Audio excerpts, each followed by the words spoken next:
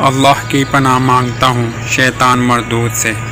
अल्लाह के सिवा कोई मबूद नहीं, वो अकेला है, उसका कोई शरीक नहीं, उसी की बादशाही है, उसी के लिए तमाम खूबियाँ हैं।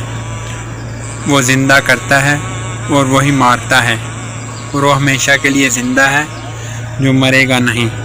अज़मत और बुज़ुर्गी वाला है, बेहतरी उसी के हाथ में है और वो हर चीज़ पर कादिर है। बेशक अल्लाह और उसके फरिश्ते दरूद भेजते हैं उस गैब बताने वाले नबी मोहम्मद सल्लल्लाहु अलैहि वसल्लम पर। ए ईमान वालों, उन पर दरूद और खूब सलाम भेजो।